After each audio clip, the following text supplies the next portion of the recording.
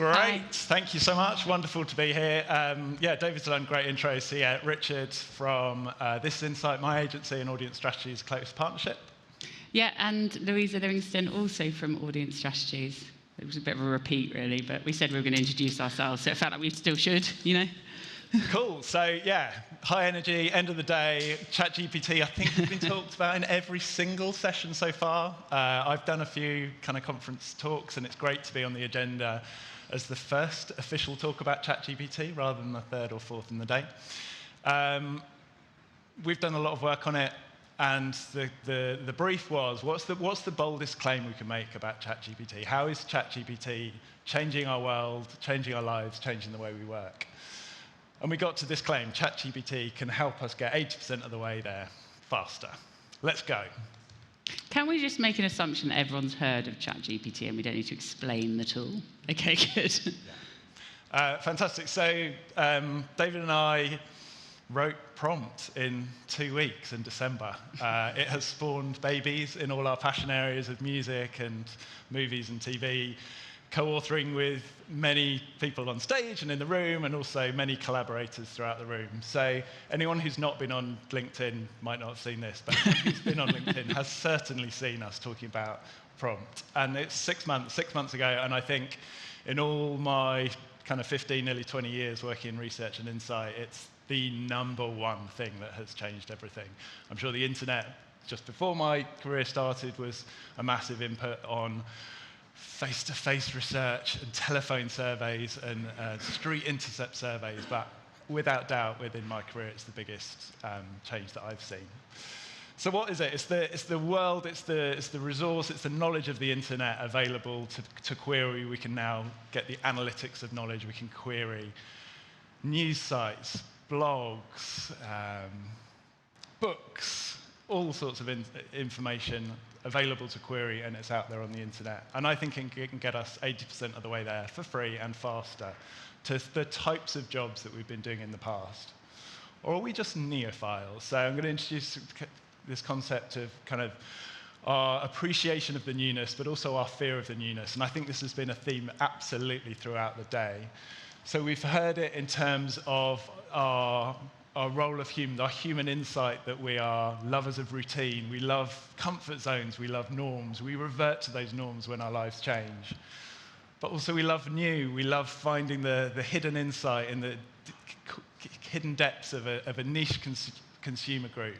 And it's built from human psychology, human evolution. We love the same meals on the same nights every week, but we wouldn't eat the same meal every night of every week. We crave the newness. It helps us get out of our comfort zone and see new stuff. Let's apply it to music. We love a familiar song. We love a cover song, but we want something slightly new. We always want the new hit. The world will always develop to create newness as we go along. And there's an implication about the insights we find. I've loved the phrase, that confirms our gut instinct. We've heard that before. That's great to know that the insight is aligned with how we think and feel already. But that's not good enough for insight. Insights need to push the boundaries. Insights need to give us something new. They need to be that spark of, oh, I felt I already knew that, but it's great that somebody's written that down. I can take that, I can act upon that and move forwards. And this gives us a clash with ChatGPT, right? ChatGPT is stupidly intelligent. It is playing back answers that we think best address our questions. And in a sense, it's averaging the internet. And we've heard that word a lot through the day. Average isn't good enough. We need to be great. So we really need to push ChatGPT beyond just averaging answers. And we need to get it to produce great answers. And I've got a little anecdote of this. When I was running a segmentation within a music project I was working on, and there was a segment thinking about sustainability. Okay, tell me about this sustainability segment. And it said, oh, they won't want digital music. They'll want vinyl because it's more sustainable. Error, come on, think of the plastic, think of the production. Dive in, dive in. Have you thought about the electric costs for running the servers and the heat loss through digital music? I'm getting nods, that's great. It's like, fantastic, that might have been a fact check. I'd have dismissed it. I'd have said, no, that's not of interest to me. But it got me thinking. It's finding these obscure pockets of information. Maybe that was a microblog. Maybe that was a comment on a post. Maybe somebody's pushing the needle somewhere by writing stuff. But That information is out there, but we need to push ChatGPT beyond its basic writing poems, playing back basic facts, and really push it with prompts, and we'll get onto the process of how we do that. So that gets us to our bold claim. We think ChatGPT can get us 80% of the way there and faster. It's all about the asterisk here. We do this a lot. We do a lot of qual and quant research. We're spending 5-6 figures on doing this type of research, and we've done it for many, many years.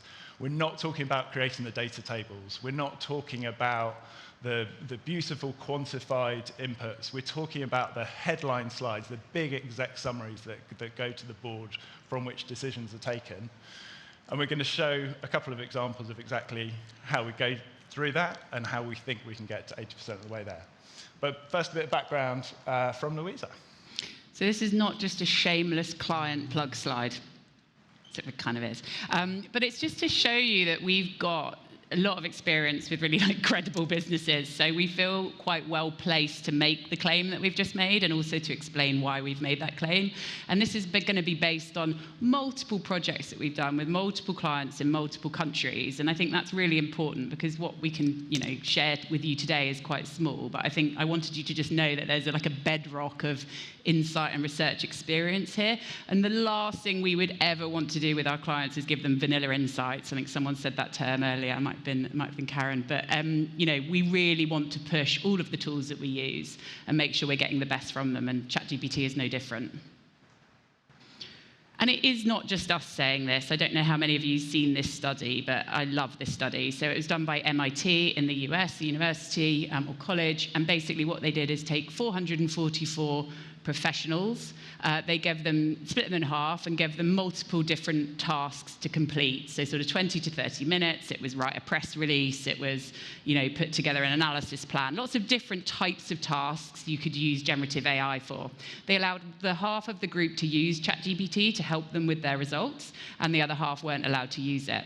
And then they analyzed the results using an independent panel to see what the difference was. So it was pretty apparent straight away that the group who were allowed to use ChatGPT provided quicker results, better results. They had less heavy lifting, i.e. they were more efficient because that base layer, we all have to do drafts for things. Drafts in my world are a thing of the past. You can get a draft really, really quickly now, and then you have more time for the magic, right? The inspiring bit, the adding of your own instinct and experience. But ChatGPT gets you to that level, so much more quickly than it did before. Weirdly, they said everyone was happier, and I'm guessing that's because the heavy lifting was done. I use it a lot in desk research. It used to take me days to work out table stakes for a competitive analysis. Now I can just find the basics out really, really quickly, so it does make you happier. And apparently higher self-confidence, so I'm not going to comment on that, but I'm pretty self-confident already, so that's fine. Fantastic. So let's go through a couple of these specific examples. We're not going to reveal clients. We're not going to reveal the client delivery, just the ChatGPT output. I was working with a global client thinking about creating a language learning app. Many might be familiar with 𝘊𝘬𝘭𝘵, thinking about a premium competitor to that. And this is the type of prompts that we talk about within the book, within our training. In reality, a project like this would involve dozens and sometimes even hundreds of prompts, but just wanted to share the flavor of how we might go about building a ChatGPT output to get us 80% of the way to the answer. So how does it work? It helps if you explain who you are. It doesn't know if you're a rocket scientist or a kid or somebody with deep experience in the category. So I tell them I'm an experienced strategic marketer. I explain the challenge. I talk about what I'm looking for. So I'm looking for features of a premium positioning for this language learning app that I'm looking for. I'm trying to compare this against the recommendations that I took to my client, which were top 10 recommendations about the app that we'd need to build, about the features that it would need, but also how we'd go about launching it, how it would sit against competitors, and what marketing plan I'd need to go about it. So this is verbatim what I've prompted, and next will be verbatim the output that comes back. In a longer, bigger workshop, we'll be doing this live, but hopefully the magic is still clear exactly what ChatGPT can do. And this, with a little bit of formatting, is exactly word for word what it came back with, and this blows me away when we can get to this level of sophistication of summary, the complexity, the diversity of the information that comes back. the beauty with which it's presented, perhaps a little dry, perhaps a little arrogant in places, but that can all be humanized. But it was touching on all these touch points that my qual in 6 markets, my quant over 10,000 interviews around the world, it touched on so many of those interesting, clear, sometimes obvious, but very, very important and rich areas that we needed to cover. So it thinks about curriculum, about learning methods, personalization. You can read them for yourself, but it touched on all of these areas. And when I compared this like for like with hundreds of slides of PowerPoint, I was amazed at how much of this it could capture in one go. And we'll come back later to show what that means. Obviously, these aren't sized. These aren't incorporating the cultural nuance that I was able to deliver by country. It didn't really ladder these up to kind of true insights. These are quite functional summaries that come from the work. But to be able to do this on day 1 or minute 1 of a project versus to get to this after weeks of interviews, for me, it's a phenomenal thing. And even for those using ChatGPT in the room, I think we should all consider that we can elevate ourselves up as much as possible by using ChatGPT. So we're not saying, she says, speaking for you, that the gold standard isn't primary research with humans, with someone at the end of it, as we spoke about this morning. I still think that is hugely important, and obviously would get you 100% of the way there. But there are often a lot of reasons why that isn't possible and why using generative stuff or ChatGPT is really important. Simon talked about it earlier. Sometimes it's just no inclination to do anything. So if you can do something, this is 100% better than nothing. A lot of people can't afford it. Startups, companies that don't have a budget in this area, they can't afford to go and do 6-country projects with qual at the beginning and then 10,000 interviews in quant. They really, they don't know where to start. They can't afford to do the topping and tailing that allows you to get the best quantitative survey to send out to consumers, because we all know everyone can do something on SurveyMonkey, but half of it is not very good. So you need that expertise as well. And the example I'm going to talk about is logistical limitations. So, some people will do a project, particularly like a segmentation project, where we're looking at category-based needs and we want to map markets. They'll do it in, say, the UK or the US, and then they'll just assume that the rest of the world is the same, and they'll just roll that segmentation.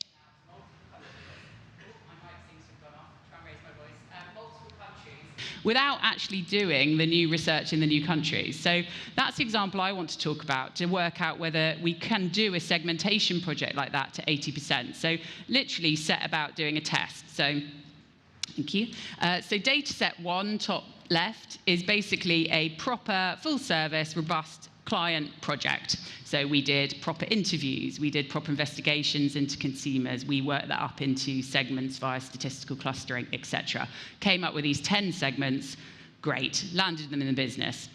That was done and completed as a project. Then ChatGPT came along, so it was a really good opportunity to test and compare. So using, again, not just one prompt, a lengthy kind of iteration of different prompts written in quite a more sophisticated manner than I'm showing up here, we decided to see, one, how that would compare if we just used ChatGPT, and then also whether we could roll that out to other countries. So following dataset 2, which was the bit that came from ChatGPT, the analysis showed us that pretty much 6 out of 10 segments every time came out broadly spot on, because they were strategic, they were based on big chunky needs or jobs, and they came out, and I did it loads of times, right, because there's an infinite number of true segmentations in any kind of work that you do, and every time I did it, the same kind of 6 kept coming through. The other 4 changed. They were pretty interchangeable, but also more tactical, so it would be related to a specific kind of minor need that could change in and out depending if you change the font, the prompt, or change the country. So my understanding of that piece of work is that effectively we were 60%, not 80, but 60% really on point, that ChatGPT got us 60% of the way there on a robust segmentation. But that wasn't the really exciting bit. The really exciting bit was then we knew what bits we trusted and what bits we were missing, so we could roll out then to multiple other countries the same segmentation and feel quite confident, back to that point about self-confidence in your work, quite confident that actually what we had was going to be right and what we had was usable and we could genuinely make business decisions on it. Now, could we have got to that without doing the original project? Possibly not, because it was in the comparison and the confirmation that allowed us to feel confident. But it's a pretty good example of how we use ChatGPT to get us 80% or 60% here of the way there. Nice. So there's the claim. We can get 80% of the way there. We're researchers, right? We like to do a thorough job. For many, that might be sufficient, and I'm sure we'll find many competitor brands just going the ChatGPT route and then sparking their creativity, following their passion for innovation rather than necessarily their passion for research. As researchers, we need to know what's missing, right? And here's the elephant in the room, which is there's massive challenges with just even getting 80% of the way there. There are massive challenges. We might get to the top 10 conclusions. We don't know which of the 8 that are right, or the 6 or the 7 that are right. So maybe gut instinct takes over. Maybe we still do the research. And then for me, importantly, and most importantly, we just don't know what's missing. So we've talked about it throughout the day, those human truths, those hidden nuggets, those moments of magic that we can spark a whole creative campaign from, we just don't know what's missing.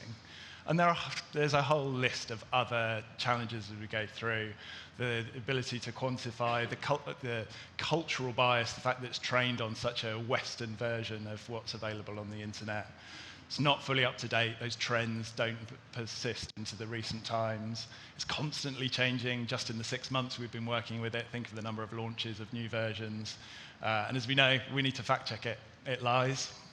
And I don't think people really have got to grips with the fact that it genuinely lies. And so I've marked this case, I don't know who's heard of it, but 𝘧𝘢𝘴𝘵𝘬, I think you say it, versus China Southern Airlines. So there was a lawyer in the US who's currently, or just been in court defending his research in a case where he cited other legitimate case files that were fed to him by ChatGPT when he tried to find similar precedents to use in his court case, and they were completely made up by ChatGPT, and he actually didn't do his homework, so he didn't check that they were really real, and he then presented them in court and has obviously had quite a lot of problems since, and now swears never to use AI for anything ever again, but that might be a bit extreme. But I think what this really tells me is that you can use these tools definitely up to 80% in a lot of jobs, but only if you know your sector, only if you are an expert and you know what you're looking for it and you are going to check and you are responsible for that output. That is on you. Don't just say, well, ChatGPT gave it to me and it should be fine. It's got to be on you that you use your experience to validate. And one of the things, actually, that we've come up with as a team was the 4 Ps, so I'm sure you'll recognize that terminology. And essentially, I'm sure you guys will know a lot of this, but, using ChatGPT efficiently really comes down to these 4 pillars, which is, prep, know your goal, know your constraints, know what excellent would look like for your industry. Make sure your prompt is very well articulated. There's a lot of this in the book. The one that Richard showed gave you a bit of an idea about how to prompt really well. Some of you, I'm sure, are brilliant at it already, but there's always something to learn, and it's constantly changing. So staying on top of that and how to explain who you are, what you're trying to get from it. There was a question on the Slido thing this morning from Neil, I can't see him, but he asked whether anyone had used ChatGPT to represent a consumer and answer questions. So again, ChatGPT will do that, but you have to tell it what kind of consumer, what age it is, what it should use. My 13-year-old uses it to write his revision notes, and he goes onto ChatGPT, and he says, I'm a 13-year-old revising for a geography exam, write me revision notes, and it's spot on just for the information of his age. Not the exams, though. Sorry? Not the exams or the coursework, though. No, obviously, I don't know, we wouldn't cheat. Process, get the process right, make sure you understand the limitations, and also what I just said before, which is you're responsible, use your real-world experience, but then feel quite confident that actually it has looked at a lot of information that you didn't previously have your fingertips on or have access to. So, be excited about what you can use it for to supplement other areas. Yeah, so I think 80%, in some cases, minimum 60% in most of the cases we've looked at. And then I prompted ChatGPT, clearly had a bit of a quiet morning, and was like, after about 10 prompts, forcing it to give me an answer as to how accurate it was at doing a segmentation. And it told me that primary quantitative research with real people remains the preferred approach. So I was like, yes, I agree with that. And I would place ChatGPT's accuracy in generating responses at around 6 to 7 on a scale of 10. So boom, 70%, basically. Fab. So let's wrap up now. So when we wrote prompt, it was all about it being a practical guide. It's not a prescriptive copy and paste. It's how do I learn the right lessons? How do I enable myself to use this tool? ChatGPT is clearly an input to our thinking. It's the first draft. It's the input to a brainstorm. It's not the output that you copy and paste and send on to your client. It's not going to stand up in court. Absolutely not. It's our partner in all of this rather than the output. We need more than just one prompt. Try it, play with it, iterate, move through those phases of what it can do to help you, and iterate and always push it beyond the average. See if you can get it to find those hidden insights as we go through. Ultimately, as we've said, you need to do the research. 80% isn't good enough for us. We need to get to 100%, but ChatGPT can help us with every step of the research. It can help us draft the questionnaire. It can help us analyze the qual transcripts and so on. Generative AI is changing all the time. We've got to stay on top of the trends. We're absolutely at the kind of ramping up of this innovation rather than seeing any sort of settling down of where it's going to net out. We'd absolutely advocate transparency absolutely throughout, as we are with our clients, with our stakeholders, where it's being used, where it's not being used, the advantages that we can take in using it. And then finally, as we talked a lot about the day in terms of traditional tools and audience intelligence tools, I think this is just another skill in our armory. It's another tool in the toolkit. It's going to help us if we're using it alongside those other tools rather than being this definitive answer on its own. So we think it can get us 80% of the way there. We need to use our brains, we need to use our research, and we need to use our gut instincts to get us to 100% of the way. But we think it's a wonderful discussion to have. So thanks for your time, and that's... No hard questions.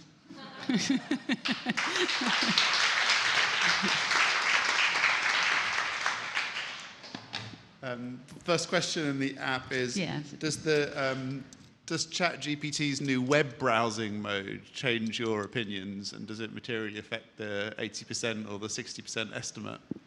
Yeah, I really like it. I've not played with it a huge amount. I'm still in the mindset of Google the things I can Google, and that's where I get frustrated at some of the fact-checking about getting some of the presidents of the United States wrong. If you want that information, Google it. I think we're not switching off that data source yet.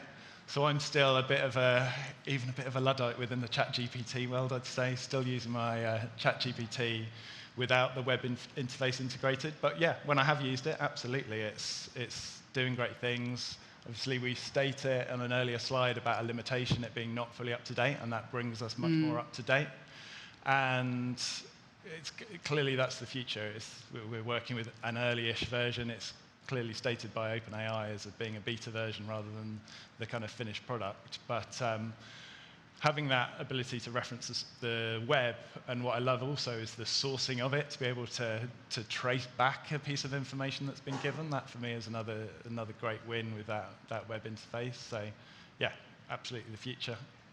Yeah, we should remember it's getting better all the time. So if today is 60 or 80, then what's tomorrow or next week or the month after? I mean, for me, going beyond 2021 is absolutely critical and has made a huge difference because of trends and looking at things like the metaverse. If you're asking ChatGPT questions about that, it doesn't really know what the hell's going on because it's all post-2021. So I think in terms of using it for some of those use cases, it's a real kind of groundbreaking moment to have up-to-the-minute information. What are some of the most useful tasks that you feel confident ChatGPT is very good at and does right, doesn't lie for? What are some examples? For me, I'd say the first step, and this is in the book as well, is about when we're researching consumers, if we want to start segmenting audiences and we really want to understand them, it's about looking at underlying human needs. So one of the restrictions, as I just mentioned, is being able to look at current trends. Current trends are quite transient, they will change, but underlying human needs don't tend to change that much, you know, the hierarchy and, you know, depending on which category you're looking at. So really getting into that on a certain area, I think, and using those prompts cleverly around what are the underlying human needs in different countries for different groups of people, I feel like that tends to always be kind of right. Whether or not you want to use it is different, but it does feel right. Yeah, for me, similar, but more in terms of a process, I guess. If I know I've got maybe an attribute list for a brand in a certain category, I'll have it develop 20, whittle them down, maybe ask for another 10, whittle them down. But it just helps me, as we saw in the language app example, it just takes me to pockets that I can take my own consumer hat on. I can even think beyond my circle of friends and family and colleagues. It can just help me think of those niche pockets. And they're very quick to judge. I know why people might eat a chocolate bar, but I couldn't necessarily, with a blank sheet of paper, write down those 20 reasons straight away. But I know with ChatGPT, I can get to 50 in seconds, and then from that, I can get to a really quality list. So that process I find really, really useful. Also, like asking it to summarize something. So rather than, like the lawyer guy, you know, rather than saying, find me a case, but rather summarize me something that I know is real and true, whether it's, you know, there was a book mentioned earlier, Matthew Syed, like, go on, give me, I don't need to read it now. I'll go and get the themes. You know, I think if something exists, and you ask it to summarize it or give you the themes, it tends to, well, in my experience, it tends to always be right because it exists. It's not trying to create something for you. In the comparison that you did between the, you know, typical traditional research segmentation and the ChatGPT version, was there anything that was qualitatively a kind of a big miss? You know, so it's great they got, you know, 6 out of the 10 segments were similar. Of the 4 that they didn't, were there some nuggets of gold in the original that would have been big misses, or, you know, is it kind of averaging things a little bit too much, I guess, is the question. Yeah, I think that's a really good question. I think, if I'm honest, with segmentations, you know, they can be different every time. There are so many different, as I said, infinite number of different segments that you would actually get if you did the project next week, analysed it slightly differently. But I think that a portion of them, I think 2/3 we've said here, do stay the same. So the magic is in what you do with those more tactical segments, I think. And I'm not sure it would matter whether it was the ChatGPT ones or the original ones. But I think the big miss is in bringing it to life. You know, when you've got quotes from a consumer, a real person that you can, or a picture or a video, or, you know, that takes it to another level in terms of embedding it and landing it with a stakeholder than a flat, like, this is a really interesting group of people. So that work then feels a little false if you fake it, you know, if you fake those quotes. So having that bit, I think, was the real definer rather than what the segments were, because I think it covered the strategic ones. Yeah, I've actually got like 3 questions, but I'll try and remember them. The first one is, we, obviously being in social data, one of the things that we do is clustering stuff. We've tried to use ChatGPT to do clustering and summarization of short form content like tweets and stuff. One huge limitation is that it only takes so much text, and obviously at the level of text that it takes, you can actually do it yourself, or you can do it with some pretty basic data science that doesn't require that monster LLM to run the analysis. But what we found is that even when you want to do it anyway to see how good it is, it actually doesn't work really well on short form. It works well when it's summarizing long form and it's giving you some key takeaway of a big article or a book. But if you're analyzing 1,000 tweets, it actually gets really confused and it spits out something that is really unusable. Is that your experience, or you've seen something else? Yeah, so Richard, jump in if you think I'm misleading here, but my belief is it's still 3,000 words on the history. So if you're putting stuff into it and asking it to analyse, it is going to have a big problem. So when we've been using it, we're asking it to mine its own information. So, you know, calling it the sum of all human knowledge, for example, mining that and giving us things. If you're trying to put something in and ask it to analyse, it will struggle with beyond about 3,000 words. I think I'm looking for confirmation that's right. then you need another tool. So I think it's one of the tools where you can upload more information, or you can use the code interpreter and put your data set. There's Claude, there's Petal, there's lots of other examples. But I think if you just do that in ChatGPT, yeah, I totally agree. It doesn't work. It just confuses itself and forgets what it said and spurts out something rubbish, yeah. Yeah, Dave and I yesterday were talking about Claude Plus, I think 75,000 limit, up from 3,000. So yeah, I think there are bigger models. I understand the complexity of your point, though, is about the kind of parsing of the data. How do you separate this response from this response from this response? So yeah, I don't know what my approach and how we explored writing the book is to play with things and consider line spacing and bullet pointing and things like that, or to number them and just be really prescriptive with ChatGPT as you might a junior intern. I'm going to give you 400 separate responses from tweets from my audience and number them 1 to 400. I just play and be creative and iterative in processes like that, but it doesn't feel like it's impossible, but there might be even something you have to do outside the platform. Maybe there's a keyword grouping and then put them back in. And often what I do with the word limit is, here's chapter 1, can you summarize this for me? Here's chapter 2, can you summarize this for me? Here's my summaries of chapters 1, 2, 3, 4, and 5. Can you summarize the whole thing? So there are, at the moment, quite clunky ways of doing it. And what we've seen from OpenAI in this 6 months since launch is they're completely on top of the user frustrations as we go through. So privacy is an issue. Bang, let's fix it. Using it as an API is an issue. Bang, it's there and it's plugged into my Google Sheets and I use it all the time. So I think, yeah, shouting about our concerns is a good thing, and hopefully seeing them being fixed and moving forward is what we should expect.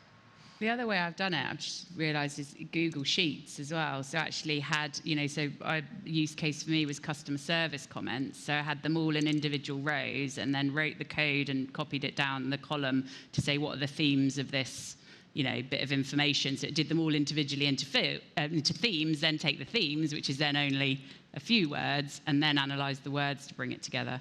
So that's another kind of hack round.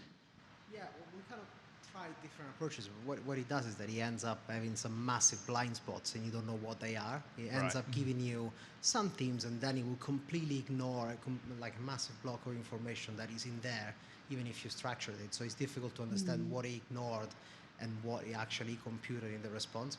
And then if I have time for another question, the other thing that we found is that we work a lot on misinformation, and one of the things that our partners NewsGuard have done with ChatGPT is ask ChatGPT to generate misinformation stories that are like known to be misinformation, but in different languages. And what they found is that in English, it would refuse to create an article, but in Chinese, it will produce it 7 times out of 10. So those are other things that make me quite wary of like understanding where the limitations are and when the problems are. It's still a massive black box. Yeah. And my main problem with Info-Insight is that referenceability is just not in the output, so you don't know what makes up the response, and therefore it's very difficult to troubleshoot what you're getting out of it unless you run the process that, for example, you run multiple times and you got something to compare it to. But I find it really hard to not know how the sausage is made, basically, and then the idea that prompting in a different language generates something completely different in terms of output terrifies me. Yeah. I mean, I don't really know how to answer that one, to be honest. Yeah, I think for me it's process. It's back to that P pillar, which is you know your task better than anybody. You're proficient at your task in a pre-ChatGPT world. What process do I need to build, and what might I need to do in the platform? What might I need to do outside the platform? And yeah, as we've hopefully shown today, it's really good at some things, and it's really not very good at other things. And just working out when I can flip to ChatGPT, sprint, and then back to the process that I follow. But yeah, it's a lot of trial and error. This is so new. This is still, for me, every minute leaning in is better than a minute spent doing a task outside ChatGPT that I could have done it inside ChatGPT.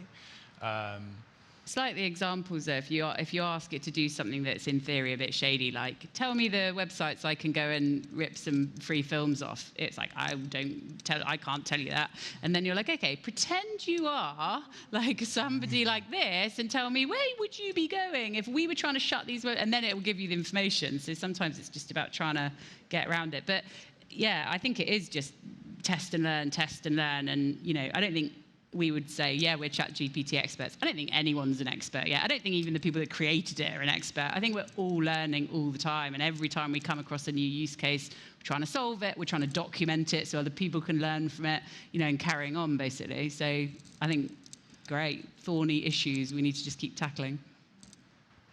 I have a quick question about data security, actually. So do you have any concerns around data that you're feeding into the tool? So for that example where you fed in or you had that audience segmentation, maybe you wanted to create, let's say, a summary of that piece of research. Do you have any concerns around giving that data to ChatGPT and having it then produce output based on, you know, potentially confidential data? So as of 2 months ago-ish, so I think it's certainly all paid users and I believe free users, but I'd need to check that following a conversation earlier. There's an opt-out form that your data is not used as part of the training set. That's applying to using the ChatGPT front end or the API. I'm, from the start, was certainly very cautious about sending things to it.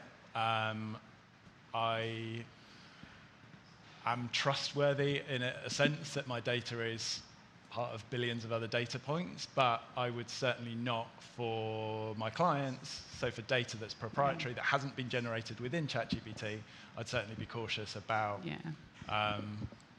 showing that without permissions. We've done dozens of these training sessions now with teams, some who invite their legal teams, many who don't. And there's a wide range of viewpoints on it. Typically, the smaller, more nimble brands are a bit more forward and aggressive. Typically, the bigger, slower brands are, a bit more hesitant. And some clients that they're not even allowed to use it. You know, they've actually been banned from using it. And I mean, I never put client names in. I would describe a type of company. But also, just to be really clear, on that example I shared, nothing went into ChatGPT that we developed in the first project. It was just asking the same questions to see what response ChatGPT would give. So we mine it, or I mine it more for its knowledge than giving it my knowledge and then asking it to summarize it for me.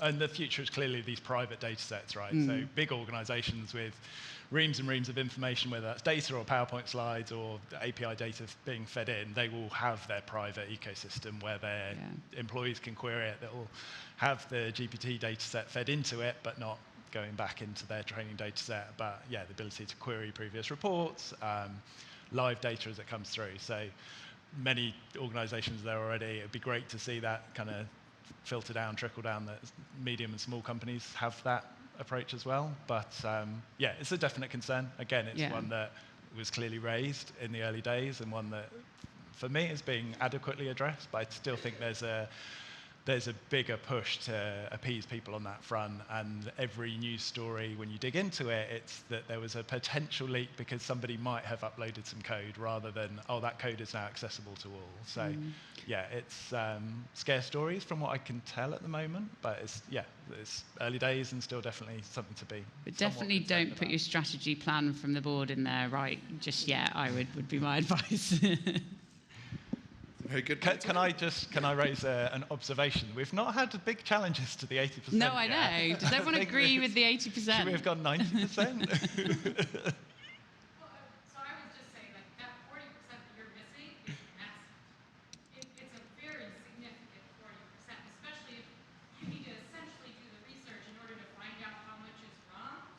In my opinion, you might as well just do the research, and then you can know that it's completely dependable, rather than getting some sort of output and then saying, well, I don't know how much of this is dependable.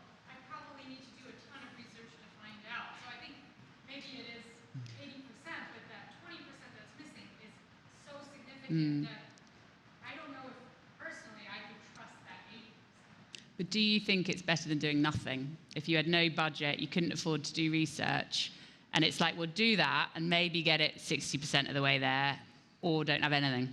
Because it wasn't that the 40% was wrong, it's that it was a tactically changed. I think I would say it's better than being wrong.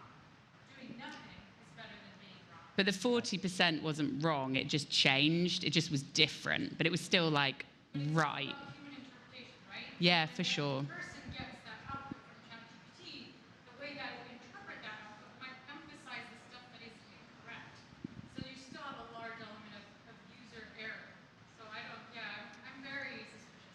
Yeah, Good. I'd say don't, yeah, I say good, yeah, 100%. Best challenging comment, so love it, thank you. I would say don't think of the 40 or the 20% as wrong, think of it as different. Like, I don't think it's wrong. Nothing about that was wrong. Strategically, if you went in that direction, it wasn't wrong, it was just slightly different. It just given out a different set of kind of consumer needs. Yeah, let me give an example, if I've got a sec. Let me give an example for another client as well, which was typically starting a big single country study that was going to turn into a global study, quant research, 15-minute questionnaire, writing the questionnaire, let's do the stakeholder interviews, brainstorm, flesh out the questionnaire. In parallel with that, we did a very iterative, very experience-led generation of the segmentation through ChatGPT. Went as far as the CEO. This is a large multi-country organization. And the ability for us to facilitate the conversation in full transparency that this is not consumer generated, it's not consumer validated, that all that work is to do. The richness of that consultation was the best I've ever had. And as we then went and collected the research and validated, sized some of the insights, dismissed many of them, brought new ones to the table, that process for me felt like a complete step change for where we were. So I hope we're not making the point that it's this or this, and it's almost always going to be the hybrid. But I think Louisa's point's really strong. When we've done the US, we've done the UK, we've done France, Germany, Japan, China, maybe when we get to Paraguay and New Zealand, maybe 80% is good enough. That is a very good point to end on. We're running a bit late. Thank you so much, both of you, for such a challenging conversation, such an honest conversation in the spirit of today as well. And thank you for all of the great questions. Big round of applause, please.